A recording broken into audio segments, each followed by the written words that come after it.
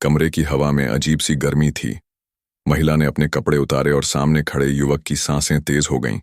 उसके गले में अचानक सूखापन महसूस हुआ और उसने अनायास ही लार निगल ली। माहौल धीरे धीरे एक और ही दिशा में बढ़ रहा था, लेकिन तभी धड़ाम, दरवाजे की आवाज से पूरा कमरा कांप उठा।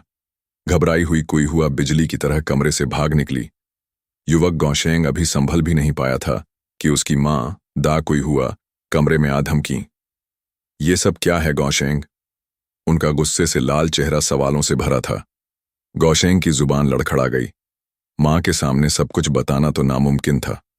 वो कुछ सोच ही रहा था कि तभी कोई हुआ हॉल में वापस आ गई और दा कोई हुआ की नजर उस पर पड़ी। तू तू कोई हुआ है? दा कोई हुआ की आवाज में अचानक एक अजीब सी नरमी आ गई। गौशेंग हैरान था। ये वही मां थी जो अभी एक पल पहले गुस्से से भरी हुई थी, और अब उनके चेहरे पर एक मुस्कान। कोई हुआ भी चौंक गई। इससे पहले कि वह कुछ समझ पाती, दा कोई हुआ ने उसे जोर से गले लगा लिया। तू तो मेरी स्कूल टाइम की सहेली है, उन्होंने हंसते हुए कहा।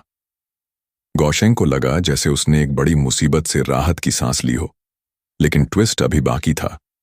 जब दा कोई हुआ ने कोई हुआ के चेहरे पर चोट का निशान देखा, तो उनका चेहरा फिर से गंभीर हो गया।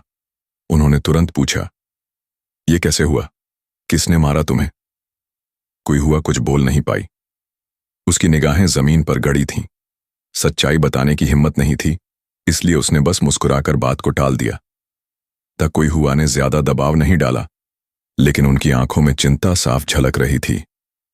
रात को दा कोई हुआ ने खुशी खुशी कोई हुआ को डिनर के लिए रोक लिया। घर में हंसी मजाक का माहौल बन गया, लेकिन इस गर्माहट के बीच गौशेंग और कोई हुआ की निगाहें बार बार मिल रही थीं, जैसे कोई राज छुपा हो, कोई गुप्त रिश्ता जो अभी तक मां की नजरों से बचा था। लेकिन अब ज्यादा देर नहीं, क्योंकि इस रात दा कोई हुआ ने एक ऐसा सच जान लिया जो उनके बेटे की जिंदगी हमेशा के लिए बदल सकता था।